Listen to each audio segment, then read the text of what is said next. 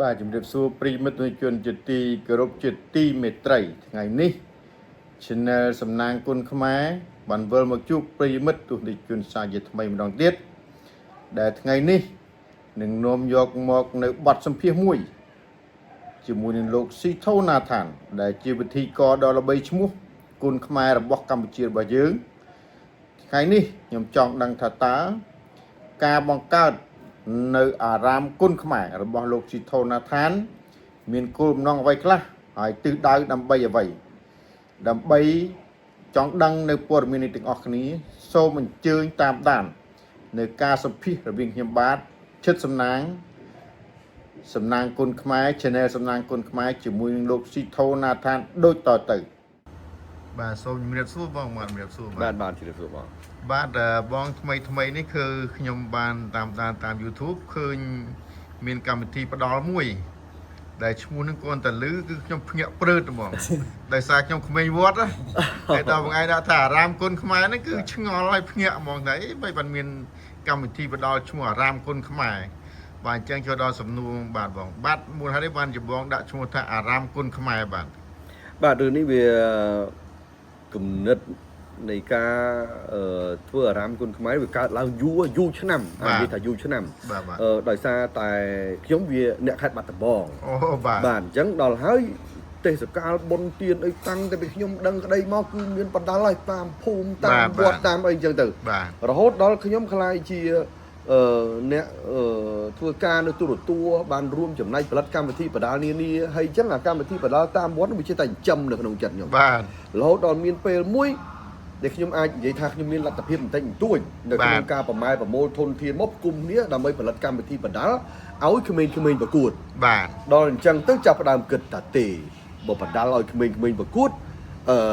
ក្មេងៗប្រកួតតាមវាលតាមភូមិតាមអីមានហើយប៉ុន្តែតាមវត្តនេះមានស្រាប់ប៉ុន្តែយើងគាត់ចង់រំលឹកឲ្យវាច្បាស់ជាងហ្នឹងបាទអញ្ចឹងក៏ចាប់ផ្ដើមរកទំនុកជំនុំគ្នា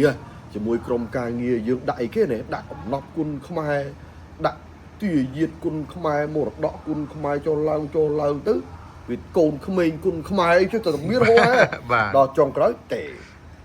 វត្តគឺអារាមបវៃក្នុងវត្តដាក់អារាមគុណខ្មែរហ្មងក៏អារាមគុណខ្មែរនឹងទៅក៏វាចាប់ផ្ដើមលេចរូបរាងនៃអារាមគុណខ្មែរហើយក៏បានផលិតជាសាច់រឿងដើម្បីឲ្យក្មេងៗបានប្រកួតនៅក្នុងវត្តហើយយើងបានផ្សាយផ្ទាល់ហើយយើងផ្ដល់ឱកាសឲ្យគាត់ឈ្នះពានឈ្នះខ្សែក្រវ៉ាត់បានថវិការួមទាំងឱកាសក្នុងការប្រកួតកម្មវិធីធំក្នុងប្រទេសក្រៅប្រទេសទៀតផងអានេះសាវតាដែលខ្ញុំបាទសាវតាបាទ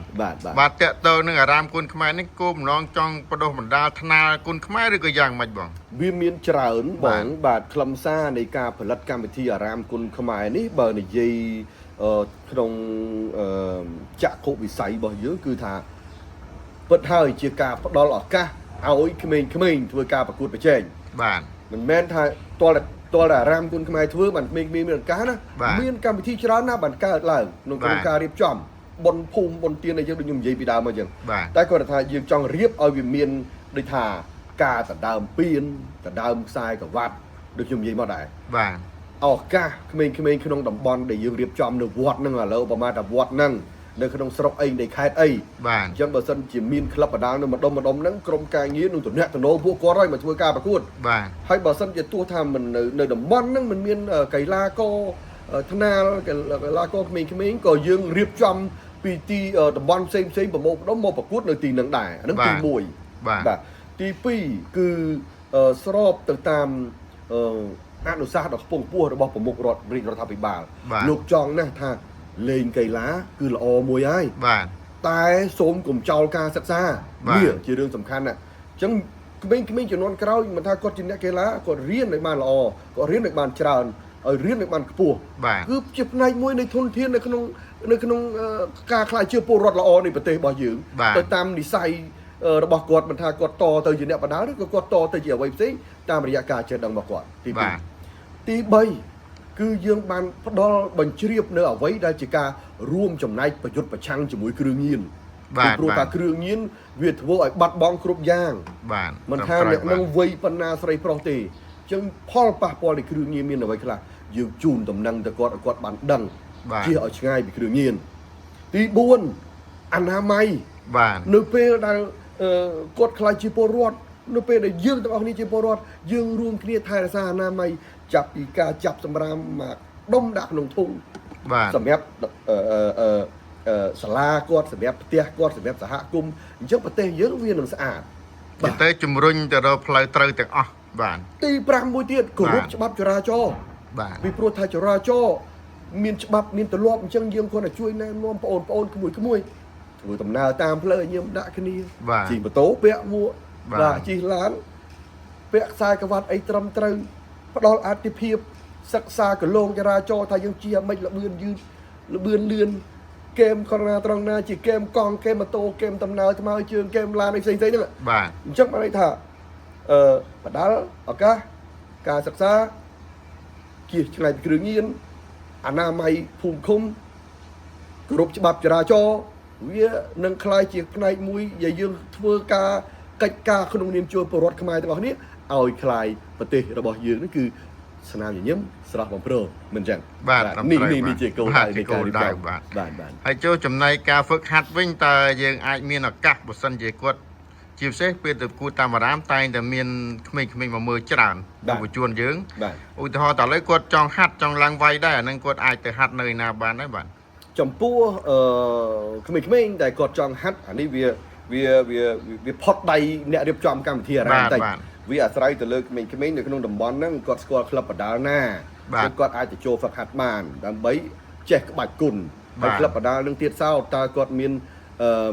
license ណាដែលថាគាត់សមាជិកក្នុងសហព័ន្ធអត់អញ្ចឹងបើគាត់មានសមាជិកក្នុងសហព័ន្ធគាត់អាចបញ្ជូនឈ្មោះឲ្យក្រុមការងារដើម្បីរៀបចំការប្រកួតរបស់គាត់បាន បាទ តែបើសិនជាក្លឹបហ្នឹងមិនទាន់មានឈ្មោះក្នុងសហព័ន្ធទេអានឹងក៏យើងមិនទាន់ហ៊ានធ្វើអ្វីដែរ បាទ បាទហើយក្មេងខ្លះទៀតនៅក្នុងតំបន់គាត់អត់មានទេអត់មានកន្លែងក្លឹបបដាល់ទេនោះគាត់រសាត់ពេលខ្លះគាត់មកដល់ពេញហាត់ជាមួយគ្រូនេះគ្រូនោះអញ្ចឹងទៅដើម្បីឲ្យគាត់មានលទ្ធភាពធ្វើការប្រកួតប្រជែង បាទ ហើយចំពោះការរៀបចំហ្នឹងខ្ញុំសូមបន្ថែមថា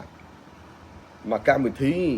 ប្រកួតតែ2យប់ហ្នឹងហើយ2យប់មួយយប់យ៉ាងច្រើន10គូ2យប់20គូសរុបកីឡាករ40នាក់ប៉ុន្តែអ្នកចង់វាយរាប់រយនាក់ខ្ញុំសូមអធិស្ឋានដែរគឺបាននៅក្នុងកម្រិតមួយ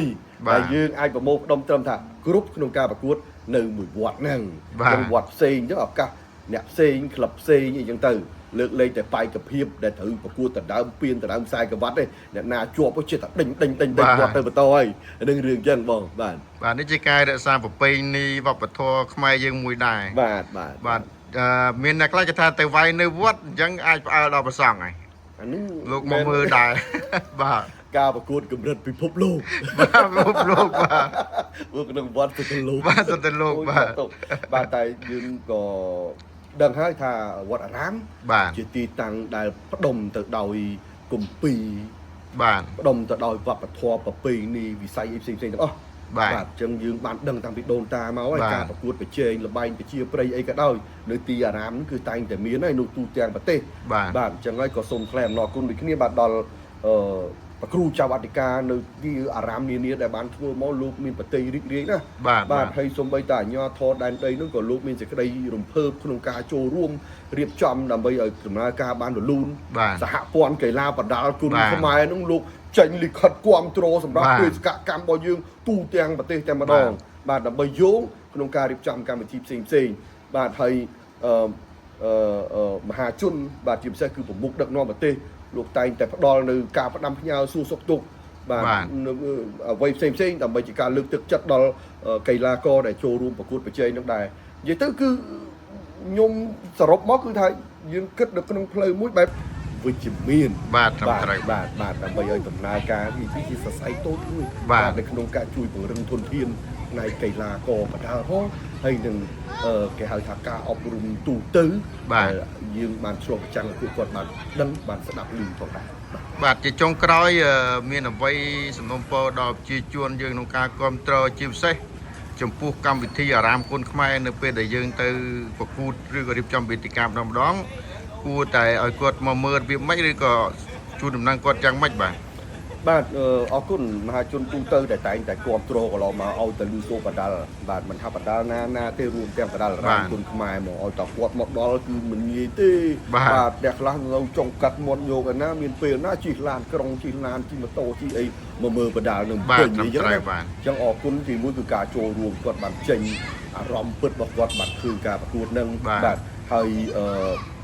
ខ្លះនោះឲ្យលុយកីឡាករទៀតហើយ បាទត្រឹមត្រូវបាទ កីឡា ជួយ ករ ឧប រូប ត្ថម្ភ នេះនៅក្នុងភូមិហ្នឹងតើ បាទ នេះក្មួយខ្ញុំវិញគាត់ឲ្យ10000 20000អានោះទៅតាមវិធីរបស់គាត់បាទកម្មវិធីក៏បានរៀបចំថវិកាសម្រាប់ជូនគាត់ដែរអញ្ចឹងការគ្រប់គ្រងចូលរួមពីពុកម៉ែបងប្អូនពីសហព័ន្ធបាទពីអ្នកគ្រប់គ្រងជាពិសេសគឺ sponsor បាទដូចចុងក្រោយនេះគឺក្រុមហ៊ុន V Active បាទក្រុមហ៊ុនវឌ្ឍនៈដែលមានទឹកភាសា V Active ដែលលោកបានជួយ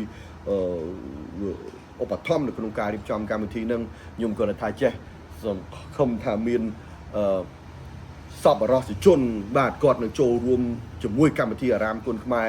មិនថាការចូលរួមជាការទស្សនាផ្ទាល់ការចូលរួមជាការផ្សព្វផ្សាយដំណឹងឬក៏ការចូលរួមជាថវិកាបាទពីព្រោះពេលខ្លះបាទចូលទៅបើខ្លួនឯងឡើងប្រពន្ធខឹងទៅញោម បាទបាទ